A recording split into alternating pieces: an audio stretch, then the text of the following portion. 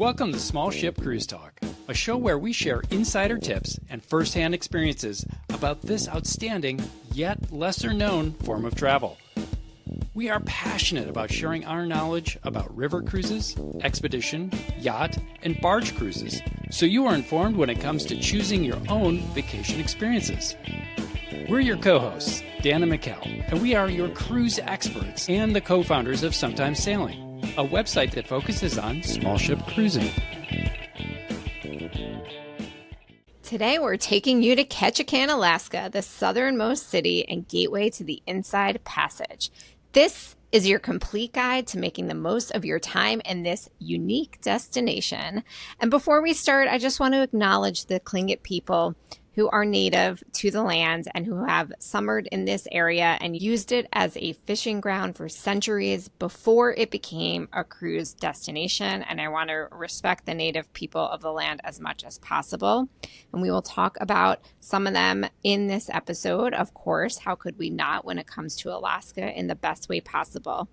During this episode, you'll discover where to find the best local food and drinks when you are in Ketchikan, what tours are worth your money, our favorites included, how to experience authentic Tlingit culture, and why staying beyond the cruise and when you're scheduled to be in the port extending your trip might be your best decision.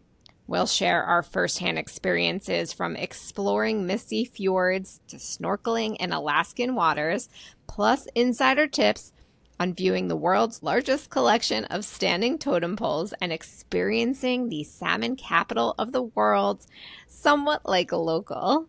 Whether you're planning an Alaskan trip or just dreaming about it for now, this episode is going to give you everything you need to explore the best of Ketchikan. Before we get started, let's pause and read a 5-star review submitted by one of our listeners. So the title reads, "Encouraging me to lead a more interesting life." This review comes to us from Jamie NB. Dan and Mikkel are encouraging their listeners to lead a more interesting life, leading by example, and to think outside the box when it comes to vacations. This especially resonates for someone like me who basically just books a resort that has a water park for my kids on repeat. I love the funny puns they interject into their dialogue. They're very funny. I didn't know any of the info they share before tuning in, and I learned so much from each episode. I highly recommend listening. Thanks, Jamie MB. Especially saying we're funny, because we obviously are very funny. Correct. At least in this household we are.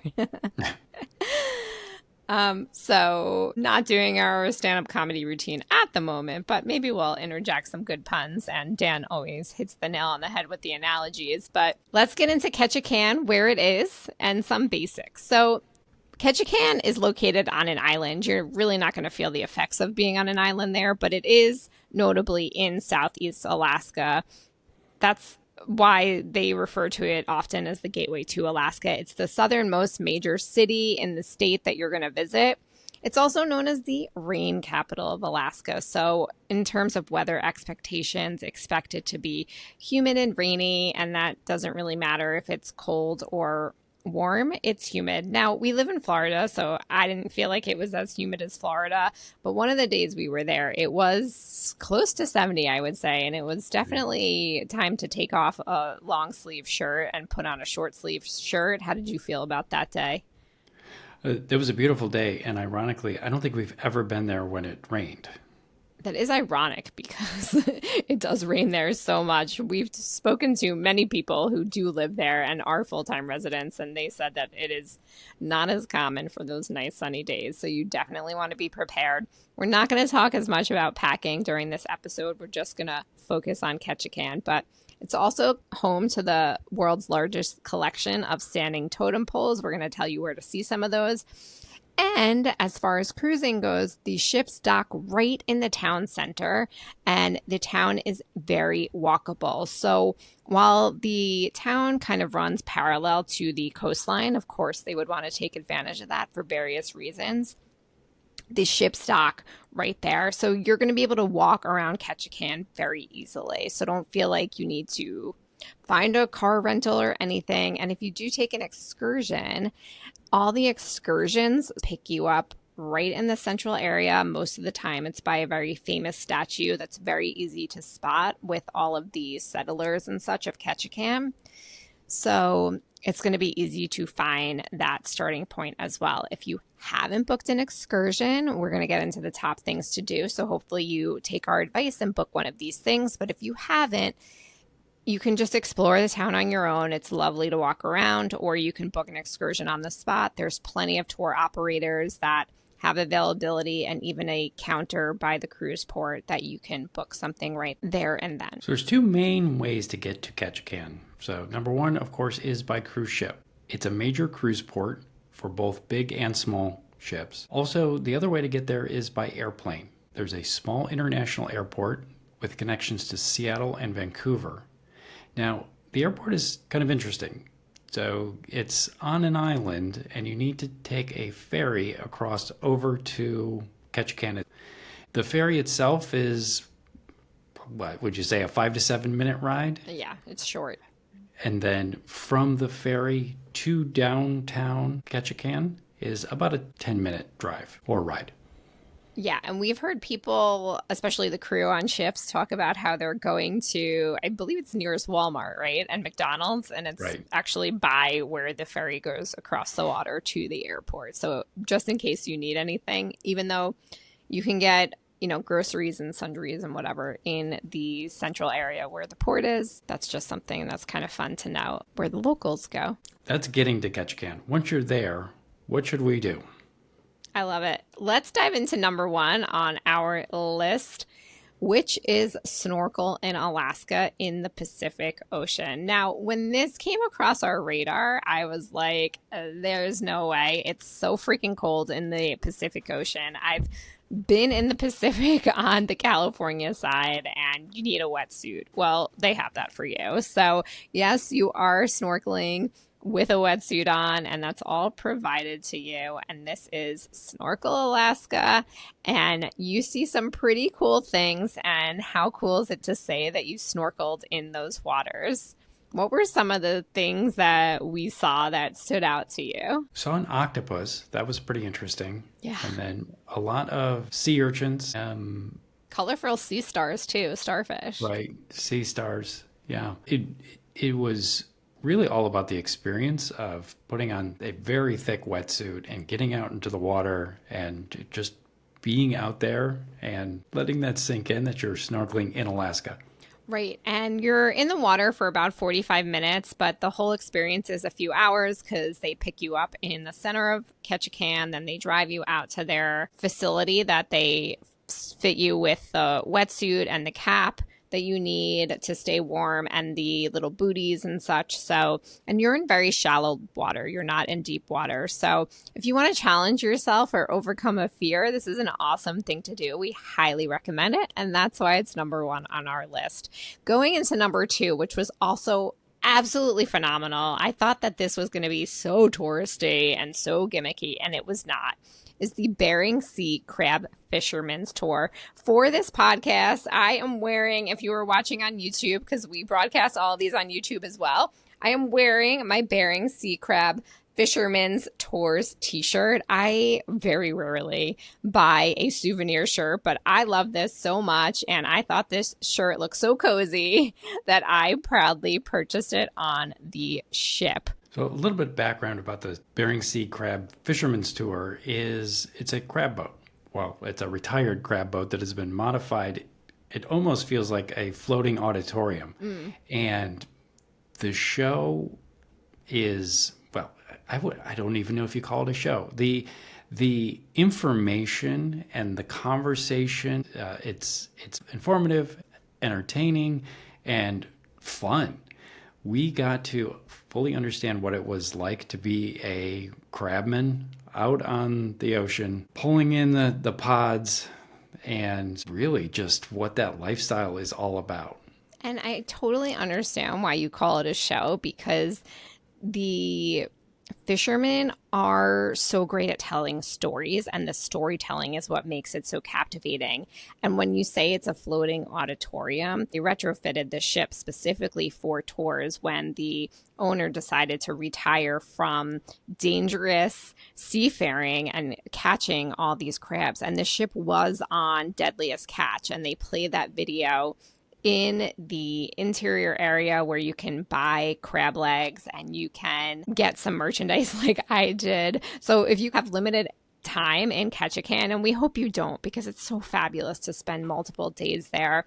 So even if you go for your first time for a few hours, please bookmark this podcast episode and follow the show so you remember all the reasons to go back and support the local community in Ketchikan. And this experience is very much local. These people are local. They tell you the local stories. They live there, just as the snorkeling in Alaska is owned by a 20 plus year resident of Ketchikan. So the Bering Sea Crab Fisherman's Tour, you can eat your crab legs and watch the stories, and you even get to experience a little bit of wildlife from the sea because they have an aquarium on board and they pass around little crabs and shrimps. You don't have to touch them if you don't want to, but it is a great photo opportunity. And we saw bald eagles. They will shout it out if they see something during the tour. So that was a great one, number 2. We also did a tour with Kawanti Adventures that we saw so many black bears and their cubs. This was an amazing experience. Our tour guide really went above and beyond to make sure that we saw bears and that we not only saw them, but experienced what it was like to be out in nature with the bears. Of course, we were at a safe distance and no bears or humans were harmed while we were there, but we felt like we were up close and really in the habitat with the bears. And if you're listening to this and you're considering Fortress of the Bear in Sitka versus this experience in Ketchikan, I will say they're two very different experiences. Fortress of the Bear in Sitka, that's very popular, is kind of a refuge for orphaned bears. And this, as opposed to that in Ketchikan, the tour with Kawanti Adventures is very much seeing bears in their native habitats. So there's sort of an elevated boardwalk that you can stay at the safe distance Dan was talking about. And we highly recommend bringing your binoculars with you. We're going to link that up in the show notes. We have the best binoculars we bring on all these expedition cruises and adventures. And we were able to see these black bears in August. And it just so happened there were a few mama bears with their cubs, which does mean they could get extra aggressive. So we were safe. And one of the great things is your tour guide is radioing over to the other tour guides. And if anybody sees bears, they alert the other guides so everybody there can see them. Another really fun memory we have during our days in Ketchikan was the walking tour with Where the Eagle Walks tours. And that is with Joe Williams Jr., a native Tlingit and longtime resident.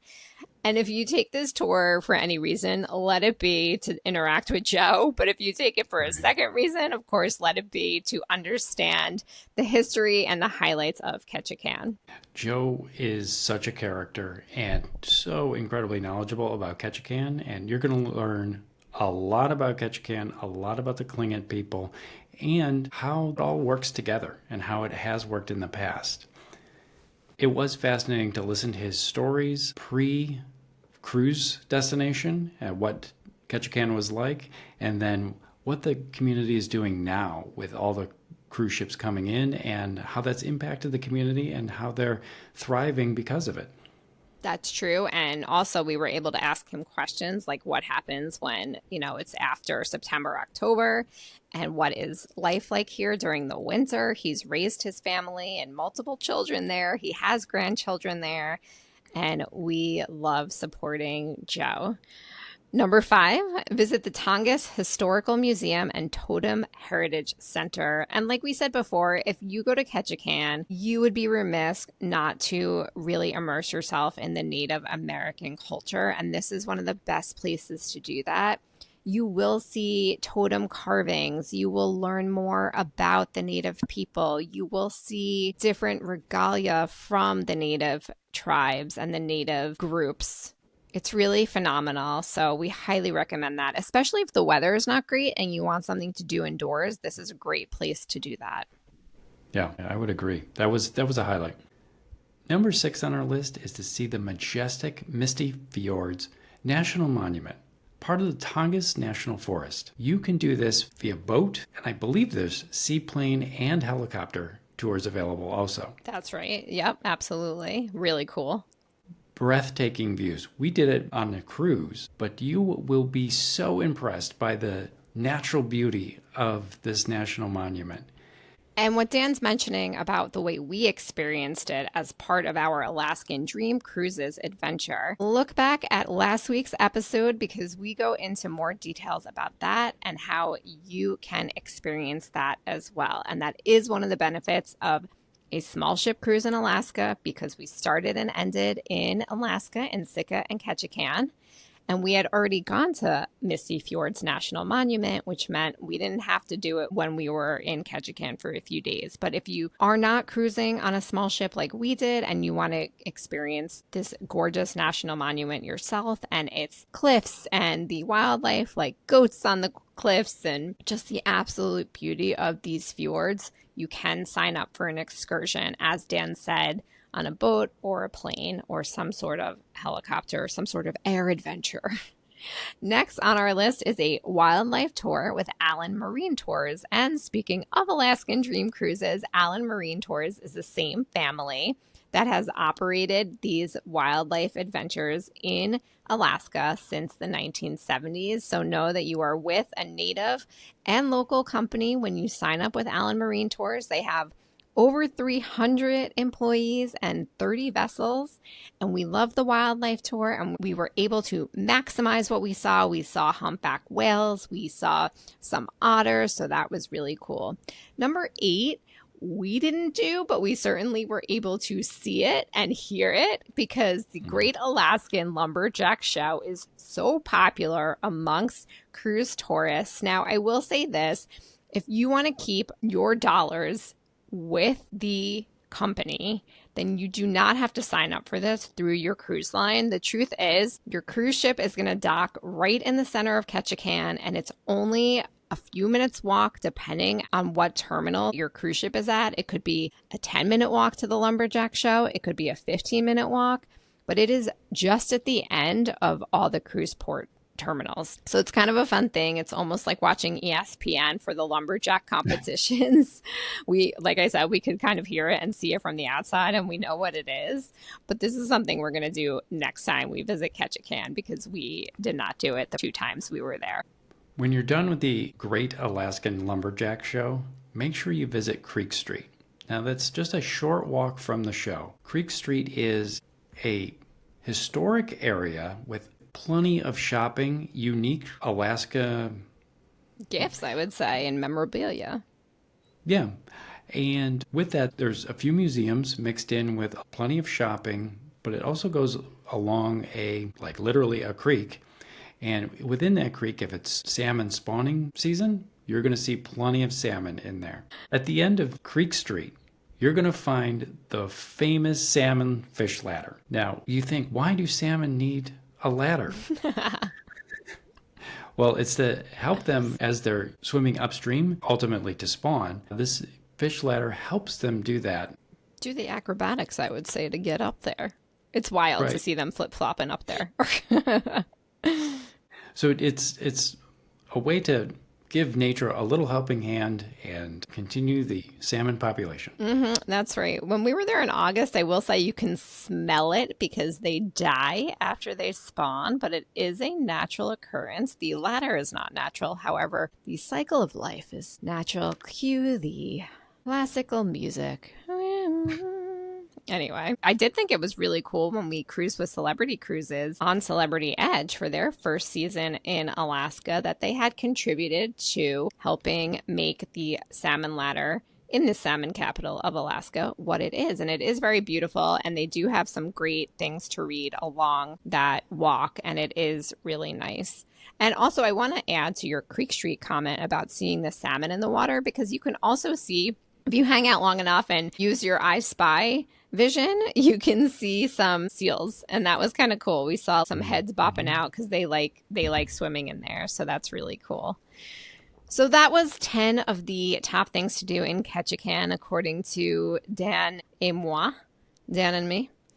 A little English French there. Let's make it French. Daniel et moi. Anywho, all right, moving on. You know, some of the jokes hit and some of them don't, but you really got to try them. You know, that's how we refine. Just quickly touching on the totem poles. This is one of the coolest things. Now, one of the things we learned was that totem poles actually haven't been around for centuries. They're actually kind of like a 19th century thing. But that does not mean that it's any less impressive to see these amazing artistic creations of Native Americans. So there are several places to do that and see these incredible creations in Ketchikan. And two of the standout places to do that are Totem Heritage Center, which we mentioned before, and also Saxman Totem Park. But I'm going to add to this and say Cape Fox Lodge and let you know that's where we stayed. So a little bit of a recommendation, maybe a lot of it, because this is for sure the number one place to stay if you are extending your trip in Ketchikan. Stay in Cape Fox Lodge. You will not regret it.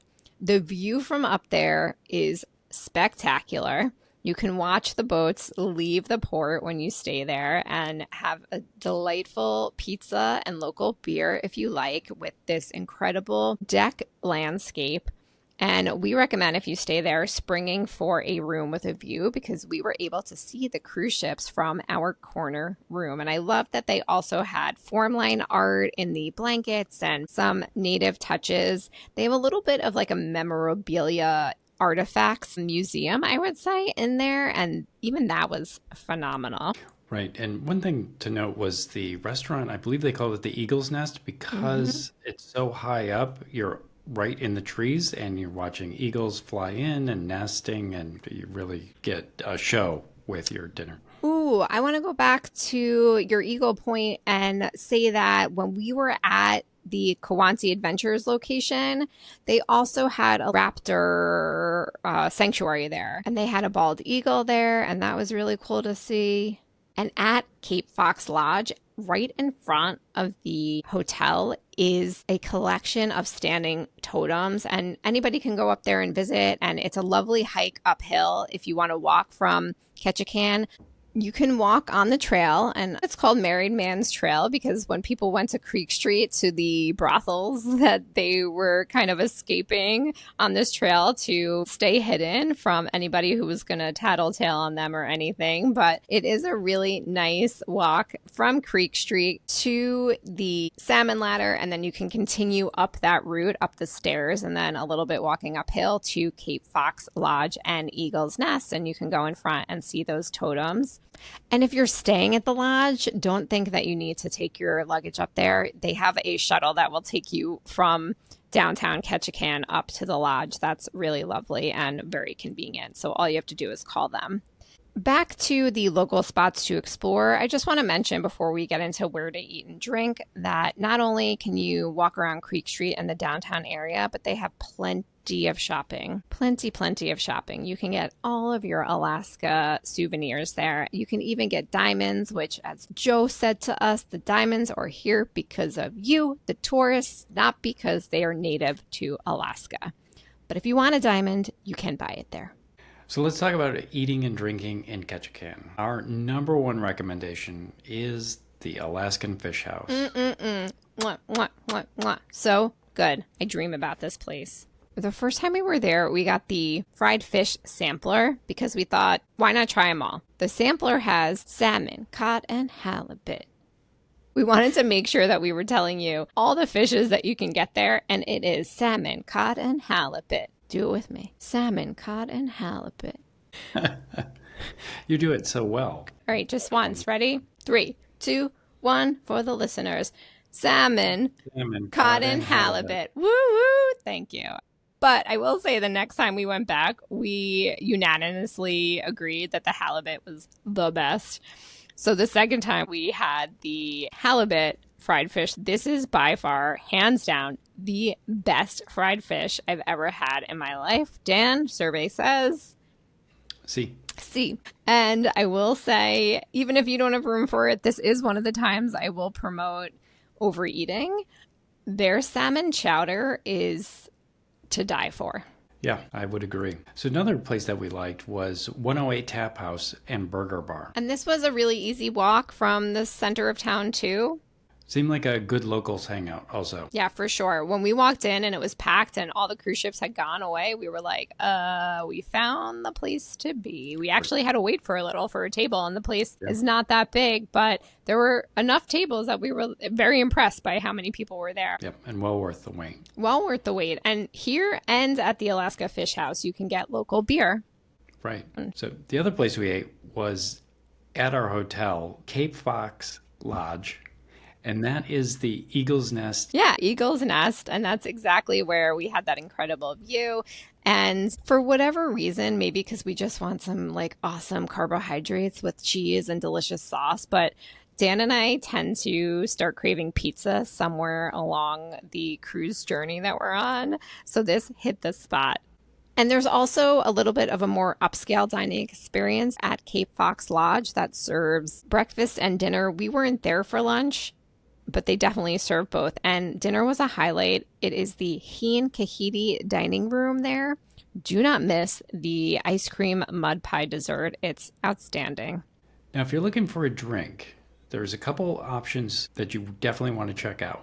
So the first one you want to check out is the Bawden Street Brewing Company. Great place to try some craft beer. And then you'll also want to check out the Uncharted Alaska Distillery. That was really good. Some highlights that we had there was, for me, it was the gin. Very junipery, like fresh and piney. Definitely a highlight for me. Yeah, and they'll let you taste the spirits there. And I think one of the really cool things is you're supporting the local firefighting community. The space that it's in actually used to be a firehouse. When you're downtown, kind of in the middle of all the action, you'll want to check out the Alaska Crepe Company. We stopped in for breakfast. It was delicious, pretty quick. I mean, there was quite a few people there, but it was pretty quick. And I'd say it was definitely a great place to grab some breakfast. They have other meals there as well. It's also just across the way from a cute little parklet. It's like no bigger than one small square block, but that's really cute. And then there is a standing totem pole downtown that is steps away from there as well. There used to be a tram that they're still working on. We've been there twice in 2 years, and they're still working on that tram that goes up to Cape Fox Lodge, so kind of a shortcut from downhill uphill. But that's a great area, so definitely agree with you on Alaska Crepe Company. So I hope that you have enjoyed finding out more about everything there is to do and see in Ketchikan, and know without the shadow of a doubt that it is worth your time, money, and energy. We've gone through where to eat and drink, the best local spots, and that it's incredibly walkable, where your excursions meet, the best excursions to take, including where to stay, and also find those great cultural experiences. If you're looking at our YouTube footage, the door just opened like a ghost trick, but we are dog sitting, and we have the cutest little dog, and she just walked in. I think she knows we're wrapping up the episode and wanted to come snuggle right after. For everybody listening, the big takeaway from this episode is spend a little extra time in Ketchikan and you will not regret it. In our next episode, we're going to continue the conversation of the best of Alaska, and we're going to be talking about what to do in Sitka. Subscribe to the podcast so you never miss an episode. They come out every Wednesday, and share with a friend or family member who will benefit from finding out more about small ship cruises. And we look forward to sharing more stories about small ship cruising with you, our listeners. Thanks a lot.